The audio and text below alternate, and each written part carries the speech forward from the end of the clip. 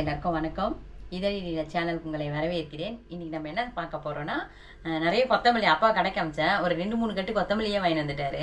கொத்தமல்லி வச்சா வேஸ்டா போயிடும், என்ன பண்றதுன்னு யோசிச்சுட்டே இருந்தேன். சரி கொத்தமல்லியை போட்டு சப்பாத்தி பண்ணிடலாம் அப்படின்ட்டு. அப்படி வீடியோக்கும் நம்ம வந்து கொத்தமல்லி வச்சு சப்பாத்தி போட்டதே இல்லை. அதனால கொத்தமல்லி வச்சு அப்படி சப்பாத்தி போட்டுட்டு தொட்டுக்கிறதுக்கு வந்து சோயா கிரேவி அது எப்படி செய்யலான்னு பார்க்கலாம் வாங்க. சூப்பரா இருக்கும், ரெண்டு மேட்சிங். முதல்ல நம்ம சோயா கிரேவி பண்ணுறதுக்கு வந்து சோயாவை சுடுதண்ணியில் ஊற வச்சுக்கலாம். நான் இந்த குட்டி குட்டி சோயா தான் எடுத்திருக்கேன். தண்ணி கொதிக்க வச்சுட்டு இதை ஊற வச்சுக்கலாம். ஃபஸ்ட்டு ஊறட்டும். கிரேவி செய்யும்போது குட்டி சோயா தான் நல்லாயிருக்கும். இந்த சோயா கொஞ்ச நேரம் ஊறணும். அவன் ஊறதுக்குள்ள நம்ம சப்பாத்தி மாவு பிசைஞ்சிக்கலாம். இதை சுடுதண்ணியில் ஊற வச்சு செஞ்சாதான் அந்த சோயாவில் இருக்கிற அந்த ஒரு மாதிரி வாசனை வரும். அதெல்லாம் நல்லா போயிட்டு சூப்பராக இருக்கும் சாப்பிட்றதுக்கு. ஊறிட்டே இருக்கும். இப்போ சப்பாத்தி மாவு பேசிய போயிடலாமா? இது வந்து எங்கள் வீட்டில் ஒரு 6 பேருக்கு தேவையான அளவுக்கு நான் மாவு எடுத்துருக்கேன். உங்கள் வீட்டுக்கு எவ்வளோ தேவையோ அவ்வளோ எடுத்துக்கோங்க. அளவெல்லாம் ஒன்றும் தேவையில்லை இதுக்கு. இப்போ மாவுக்கு தேவையான அளவு உப்பு சேர்த்துக்கிறேன். அப்புறம் மெயினாக இதுக்கு வந்து கொஞ்சம் மசாலாலாம் போடணும். மஞ்சத்தூள், வெறும் மிளகாத்தூள். நான் வந்து ஒரு 3 ஸ்பூன் சேர்க்குறேன் வெறும் மிளகாத்தூள்.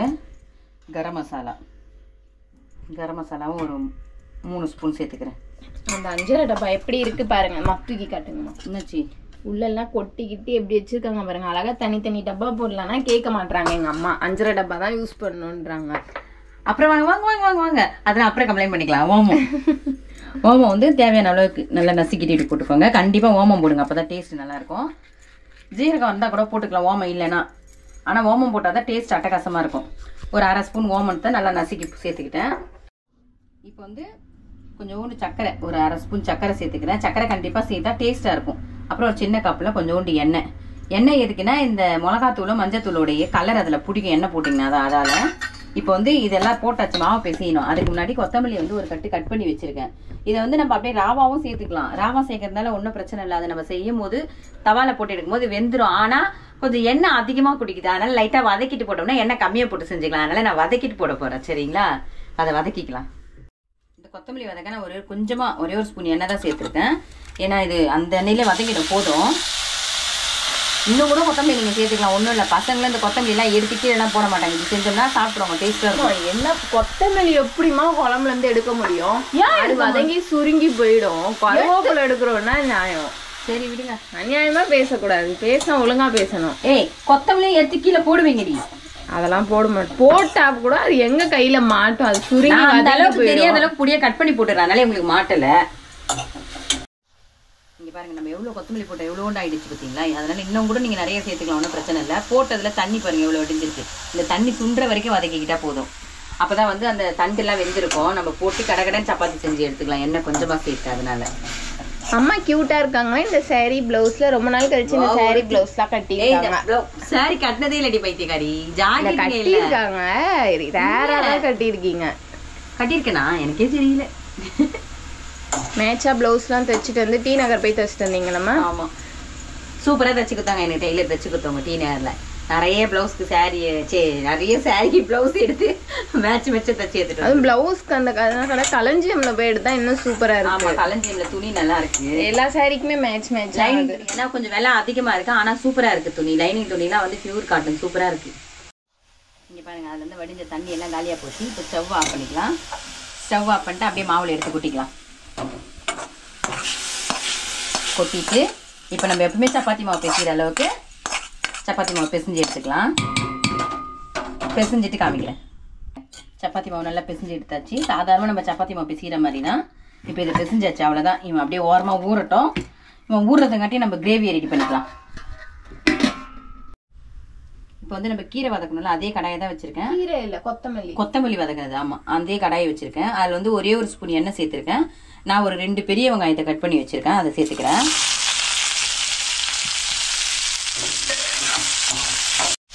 வெங்காயம் கொஞ்சம் வதங்கிடுச்சு. இப்போ நான் 2 தக்காளி கட் பண்ணி வச்சிருக்கேன், அதையும் அதோட சேர்த்துக்கிறேன்.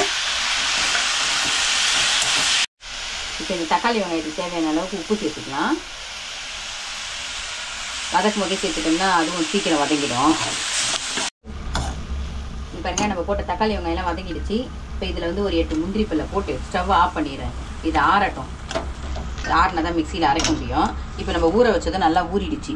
தண்ணி சுடுது, தண்ணி மாற்றிட்டு பிழிஞ்சு எடுத்துக்கிறேன். இதை மிக்சிக்கு அதை என்னமாச்சு? நேற்று பண்ணமே ஒரு வேலை. நேற்று பருப்பு பொடியோ இட்லி பொடியோ அரைக்கும் சொல்லி விட்ட வறுத்து குத்துட்டு கூட விடாம போட்டா போல இருக்குது. விடாமலாம் போல கேப் போட்டு தான் போட்டேன். அவங்க 3/4 கிலோ ஒரேடியா நீ மொத்தமா போட்டு ஒண்ணு இட்லி பொடி அரைக்கணும் இல்ல பருப்பு பொடி அரைக்கணும், ரெண்டே ஒரே நாள் அரைச்சி சூடாயி நான் ஃப்ரீயா இருக்கும்போது பண்ணி வச்சுட்டா குழந்தைங்க சாப்பிடும். பருப்பு பொடியோ இட்லி பொடியோ அதை நான் அரைக்கிறதே கிடையாது. ஏன்னா என்ன காலி ஆயிட்டே இருக்கும். இவங்க சைடிஸ் எது பண்ணாலும் சாப்பிட மாட்டாங்க. இட்லி பொடியை வச்சுட்டா இட்லி பொடி மட்டும் தான் சாப்பிடுவாங்க 3 பேரும். நிஷாவாகட்டும், சுபாஷ் ஆகட்டும், சௌமியா ஆகட்டும். அம்மா இட்லி பொடியே வச்சுட்டு நம்ம இதை வச்சு சாப்பிடுவோம். ஊத்தி தட்டு ஃபுல்லா இட்லி இருக்கோ இல்லையோ அந்த எண்ணெயும் பொடியும் மிதக்கும். பருப்பு பொடி அரைச்சிட்டீங்கன்னா போதும், குழம்பே காலியாவது. பருப்பு பொடி போட்டு நெய் போட்டு தான் சாப்பிடுவாங்க. டேஸ்டா இருக்கு. சரி குழந்தைங்க ரொம்ப நாள் ஆச்சு அரைச்சி வைக்கலாம். நான் அரைச்சி வைக்க சொன்னா மிக்சியை ரிப்பேர் பண்ணி விட்டா. அப்பா கத்திருக்கு அந்த எல்லாத்துக்கும் காரணம் அம்மா தான். ஏதாவது ஒழுங்கா செய்யறாங்க. நானே அரைச்சிருந்தா கூட ஒழுங்கா அரைச்சிருப்பேன். அரைக்கிறேன்னு சொல்லிட்டு பண்ணிட்டு ஏன் மேல வைக்கிறா பாருங்க. இப்போ சோயாவை தண்ணியெல்லாம் பிழிஞ்சு எடுத்துட்டு வந்துட்டேன். இப்போ இதுக்கு மேலே வந்து சிக்கன் மசாலா எடுத்து வச்சிருக்கேன் நான், ஒரே ஒரு ஸ்பூனு. நீங்கள் சிக்கன் மசாலா இல்லைனாலும் வெறும் மிளகாத்தூள் உப்பு மட்டும் போட்டு கூட பிசைஞ்சிக்கலாம். அதுவே நல்லா தான் வரும். இது வந்து புதுசாக கண்டுபிடிப்பு, சௌமியாவோட கண்டுபிடிப்பு. சிக்கன் மசாலா போட்டு பிசைஞ்சு செய்யுங்க. நான் செஞ்சிருக்கேன், நல்லா இருக்கு. நல்லா இருக்கும். உங்க வீட்லயும் சிக்கன் மசாலா இருந்தாலும் சேர்த்துக்கோங்க, நல்லா இருக்கும். சிக்கன் 65 மசாலா, சிக்கன் மசாலால கொஞ்சமா எங்க மசாலால இதுல உப்பு இருக்கும், அதனால நாங்க ஆட் பண்ணல.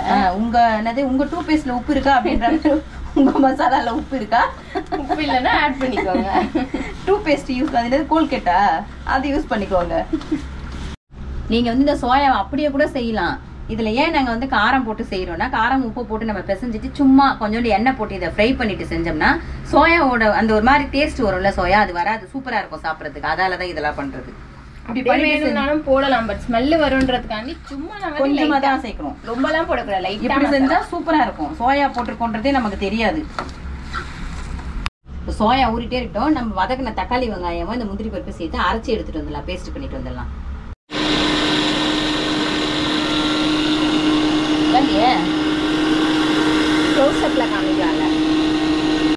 நான் தக்காளி வெங்காயத்தெல்லாம் அரைச்சிட்டு வந்துட்டேன். இப்போ வந்து அதே கடாயிலேயே ஒரு 1/2 ஸ்பூன் பட்டர் சேர்த்து நம்ம இந்த எடுத்து வச்சிருந்தோம் பார்த்தீங்களா சோயா மசாலா போட்டு அதை இதுலேயே சேர்த்துக்கலாம். சேர்த்து அப்படியே ஃப்ரை பண்ணிக்கலாம். நீங்கள் இது இல்லைனாலும் பட்டர் இல்லைனாலும் நெய் இருந்தாலும் போட்டுக்கலாம், இல்லை எண்ணெய் இருந்தாலும் சேர்த்துக்கலாம். ஒன்றும் பிரச்சனை இல்லை. பட்டர் போட்டால் டேஸ்ட்டாக இருக்கும், அவ்வளோதான். எக்ஸ்ட்ரா டேஸ்ட்டாக இருக்கும். நல்லா ஃப்ரை பண்ணி எடுத்தாச்சு, அவ்வளோதான். ஸ்டவ் ஓரம் கட்டிட்டு ஸ்டவ் ஓரத்துக்கு மேலே கடாயை ஓரம் கட்டிட்டு வேற கடாய் வச்சுக்கலாம். ஸ்டவ் இறக்குறாங்க. ஸ்டவ் ஆஃப் பண்ணிடுறேன். இப்போ வேற பெரிய கடாய் வச்சுட்டேன். வச்சு ஒரு 2 ஸ்பூன் எண்ணெய் சேர்த்துருக்கேன். எண்ணெய் காஞ்சிச்சு. எண்ணெய் காஞ்சோடனே ஒரு ஸ்பூன் இஞ்சி பூண்டு பேஸ்ட் சேர்த்துக்கிறேன். அது கூடயே வெறும் மிளகாத்தூள் 1 2 ஸ்பூன், சின்ன ஸ்பூனில் சேர்த்துருக்கேன். நான் 2 ஸ்பூன் சேர்த்துருக்கேன். இது நல்லா இந்த எண்ணெயிலே செய்ய வச்சுக்கலாம். நம்ம போட்ட இஞ்சி பூண்டு பேஸ்ட்டு நல்லா செவந்துருச்சு. மிளகாத்தூளும் நல்லா வதங்கி பச்சை வாசனை போயிடுச்சு. இப்போ வந்து நம்ம அரைச்சி வச்சுருந்தோம் பார்த்தீங்களா அந்த தக்காளி வெங்காய பேஸ்ட் எடுத்து அதில் சேர்த்துக்கலாம். ஐயோ வெடிக்கிறோம். எதுக்கு மிளகாத்தூள் எண்ணெயில் போட்டிங்க? இந்த மாதிரி கலர்ஃபுல்லாக தெரியறதுக்கு தான். எனக்கு தெரியும், ஒரு வாட்டி செக் பண்ணி பார்த்தோம். மிக்ஸி அலசி வச்சுருக்கேன், அதையும் இதில் சேர்த்துக்கிறேன். அப்புறம் இன்னும் கொஞ்சம் கூட தண்ணி சேர்த்துக்கலாம். இந்த கிண்ணத்தில் இருக்கிறதையா கறி ஊற்றுங்க. எருமை முந்திரி பருப்பு தக்காளி வெங்காயம்லாம் இருக்குல்ல, வேஸ்ட் ஆகிடும்ல. அதுவுமே சொல்லியம்மா கறி ஊற்றுங்க தானே சொன்னேன். இதில் நல்லா கொஞ்சம் கொதிக்கிட்டோம். சேர்ந்த மாதிரி அந்த காரம் உப்பு இங்கே பாருங்கள் நல்லா கொதிக்குது குழம்பு. இப்போ வந்து மேலே கரம் மசாலா வந்து ஒரு ஒரு ஒரு ஸ்பூன் போதும். ஃபைனல் முடிவுக்கு வந்துட்டிங்களாம்மா? ஒரு செம்ம ஒரு 2 3 நின்று 1 ஸ்பூன் போதும். சர்க்கரையும் 1 ஸ்பூன் சேர்த்துக்கிறேன். சர்க்கரை கண்டிப்பாக சேர்த்தா தான் நல்லாயிருக்கும். சேர்த்துட்டு ஒரு 1/2 ஸ்பூன் பட்டரை சேர்த்துக்கிறேன். பட்டரை மேலே சேர்த்தா நல்லா வாசனையாக இருக்கும், அதனால தான் நான் மேலே சேர்க்குறேன். வதக்கும் போதும் சேர்த்துக்கோங்க வேணும்னா. நான் எப்பவுமே மேலே தான் சேர்ப்பேன் எண்ணெய் போட்டுட்டு. இப்போ வந்து அந்த சோயாவையும் சேர்த்துக்கலாம்.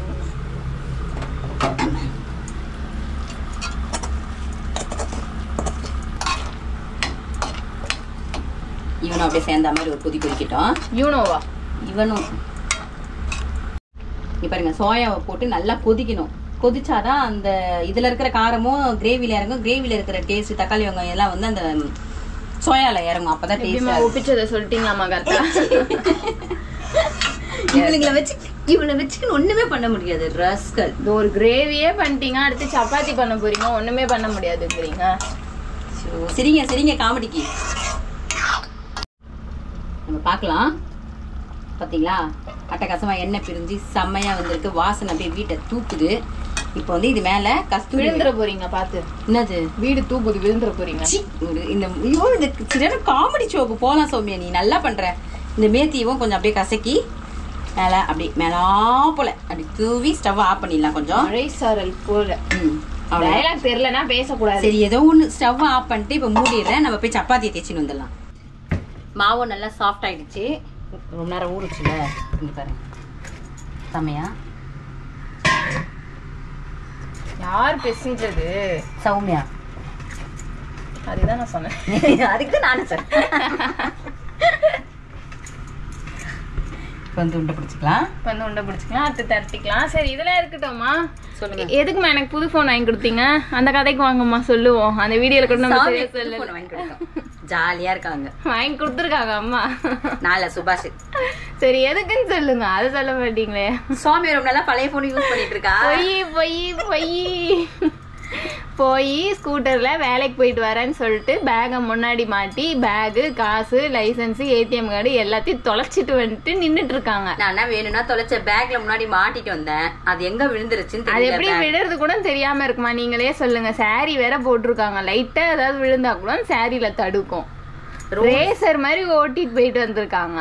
கேட்டா சமாளிக்கிறாங்க வேற. சரி விடுங்க, நேரம் இல்ல என் நேரம் நீங்க நல்லா தொலைச்சிருக்கீங்க. நான் தொலைச்சது இந்த அம்மா புது போனு, மறுபடியும் பழைய போன் என் தலையில கட்டிட்டாங்க. புதுசு எனக்கு இப்பதான் வாங்கி கொடுத்தா சுபாஷ் கல்யாண நாளுக்கு.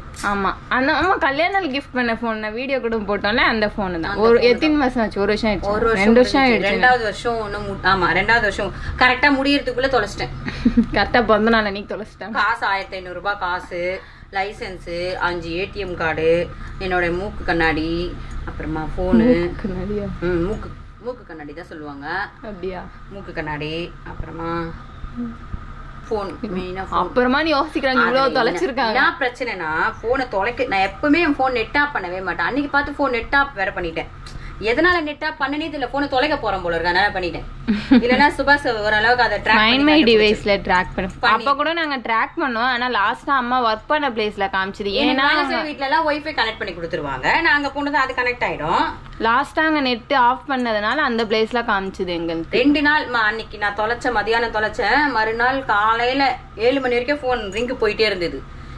யாருன்னா எடுத்தாங்களா? ஆனா கீழே விழுந்து வண்டி நெசுங்கி இருந்தா போன் ரிங்கு போயிருக்காது. யாரோ எடுத்திருக்காங்க. பெரிய பேக் தான், கண்டிப்பா யாரோ எடுத்திருக்காங்க. எடுத்தவங்களுக்கு மனசு வரலையா என்னன்னு கொடுக்கறதுக்கு. ஆனா போலீஸ்ல வந்து கேஸ் கொடுத்துருக்கோம். போன் ஆன் ஆச்சுன்னா IMEI நம்பர் வச்சு கண்டுபிடிச்சிருவாங்க கண்டிப்பா.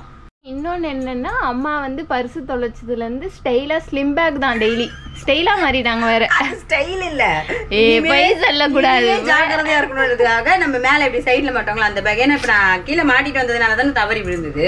என்கிட்டயே பேக் தான் இப்படி தவறி விழு. நானே எப்பவுமே பேக்கோட உங்களை தூக்கிட போறாங்கம்மா. அப்புறம் டிக்கில போட்டிருந்தா கண்டிப்பா போன் தொலைஞ்சிருக்காது பேக். நான் ஏன் டிக்கில போட மாட்டேன்னா, பசங்க திடீர்னு போன் பண்ணுவாங்க வர வழியில, யாராச்சும் போன் பண்ணுவாங்க. சரி பசங்க போன் பண்ணா வண்டி ஓட்டுமா கேட்காது. நான் ஃப்ரண்ட்ல மாட்டிட்டு வந்தா கேட்கும். அதனால நான் மாட்டிட்டு வருவேன். அதுல பிரச்சனை ஃப்ரண்ட்ல தான் அவங்க எப்பவுமே மாட்டுவாங்க. அன்னைக்கு பார்த்து வேற ஒரு பையன் மாட்டி அதுக்கு மேல அது மாட்டினதுனால மிஸ் ஆயிட்டு இருக்கு. மிஸ் ஆயிடுச்சு. இவங்க கேர்லெஸ் தான். தலையாட்டுறத பாருங்க. நல்லா தப்புன்னு ஒத்துக்கணும். சரி மாவே உருட்டியாச்சு. நான் தப்பு பண்ணதுனாலதான் இந்த அம்மாக்கு காஸ்ட்லியா ஒரு போன் அவங்க அண்ணா வாங்கி கொடுத்தான் தெரியுங்களா? அந்த ஓட்ட நான் கேட்கலையே. ஆக மொத்தத்துல உனக்கு கிடைச்சதா இல்லையா? அது யார் தப்பு? உங்க தப்பு. தொலைச்சது வேற வழி. போன் ஒண்ணு வாங்கிதான் ஆகணும், அதனால வாங்கணும். அந்த புது போன் அம்மாட்டி இதுக்கப்புறமும் நம்ம நம்பி கொடுப்போம் நீங்க நினைக்கிறீங்களா? அதனால ஷிஃப்ட் பண்ணியாச்சு போன. பரவாயில்ல, ஓட்ட உடச்சலே வச்சுக்கிறேன். பேசினே அம்மா பாட்டுன்னு அவங்க வேலையை பார்த்துட்டாங்க. எல்லாத்தையும் உருட்டை பிடிச்சி வச்சுட்டாங்க. உருட்டை பிடிச்சி நான் உருண்டையா? சரி. சௌமியா வந்து இப்பதான் வந்து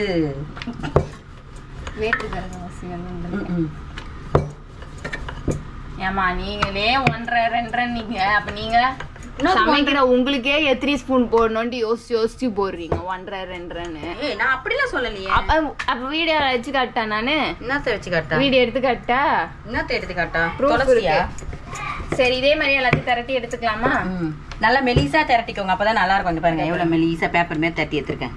நான் டைனிங் டேபிள் மேலே உட்காந்துட்டேன் ஜாலியா. குரங்கு குட்டி மேல ஏறி உட்காந்துட்டு இருக்கு. குரங்கு குட்டி பரவாயில்ல, குட்டி சொல்லிட்டாங்க. குட்டியா? அவன் என்ன குட்டியாவா இருக்கான்? அவன் சட பண்ணி மாதிரி. வாங்க ஒளியறீங்க. Good morning. வாங்க வாடி. நாங்க வருவோம், நீங்க வராடி. வாங்க வாங்க. குட் மார்னிங் சொல்லுங்க. Good morning. குட் மார்னிங் சொல்லுங்க. Good morning. எங்க வீட்ல வீடியோ எடுக்கிற டைம் என்ன தெரியுமா? காலைல 5 மணி. அட பாவிகளா. வீடியோ எடுக்கிற டைமா இது? எல்லாம் தூங்கிட்டு இருக்காங்க. நாங்க 2 பேரும் கிச்சன்ல இருந்து டமா டமான்னு உருட்டின்னு இருக்கோம். இப்பதான் எழுந்து வராங்க அவங்க. ஓகே அம்மா, நீங்க உட்டுன்னு உட்டினே இருங்க. உருட்டு நீ நாங்க போயிட்டு வரோம். சப்பாத்தி சுட போறோம். சப்பாத்தி சுடுறதுக்கு ஒருத்தவங்க சிக்கிட்டாங்க நம்ம கிட்ட. எப்பா இறங்கணும். அண்ணி சப்பாத்தி சுட போறாங்க, நான் வீடியோ எடுக்க போறேன். தோசை கல்லுக்கு ஆயினோண்டி நாங்க போய் உட்காந்துட்டு வரதுக்குள்ள சப்பாத்தி சுட்டே எடுத்துட்டாங்க பாருங்க. சொல்ல கூட இல்லை, சரி பிரச்சனை இல்லை கூட. எல்லாருக்குமே சப்பாத்தி சுட தெரியும். நம்ம இதே மாதிரி தட்டி எல்லாத்தையும் சுட்டு எடுத்துட்டு வந்து காட்டலாம். அவ்வளோதான். சூப்பரா கொத்தமல்லி சப்பாத்தியும் சோயா கிரேவியும். நீங்க தானம்மா செஞ்சீங்க, வேற யாருன்னா செஞ்சாங்களாம்மா? கொத்தமல்லி சப்பாத்தியும் சோயா கிரேவியும் ரெடி ஆயிடுச்சு. சூப்பரா ரெடி ஆயிடுச்சு. இதே மாதிரி நீங்களும் செஞ்சு பாருங்க. செஞ்சு பார்த்துட்டு எப்படி இருக்குன்னு கமெண்ட் பண்ணுங்க, லைக் பண்ணுங்க, ஷேர் பண்ணுங்க. மறுபடியும் நம்ம சேனலை மறக்காம சப்ஸ்கிரைப் பண்ணுங்க. அடுத்த வீடியோல பார்க்கலாம். கிரேவியான அல்டிமேட் இப்பதான் டேஸ்ட் பண்ணேன். அப்ப சப்பாத்தி நான் டேஸ்ட் பண்ணல, கிரேவி தான் டேஸ்ட் பண்ணேன். அல்டிமேட் எப்பயும் செய்யறதை விட இன்னைக்கு இன்னும் சூப்பரா இருக்கு. சூப்பரா தான் இருக்கு எப்பவுமே. சரி பாய். பாய்.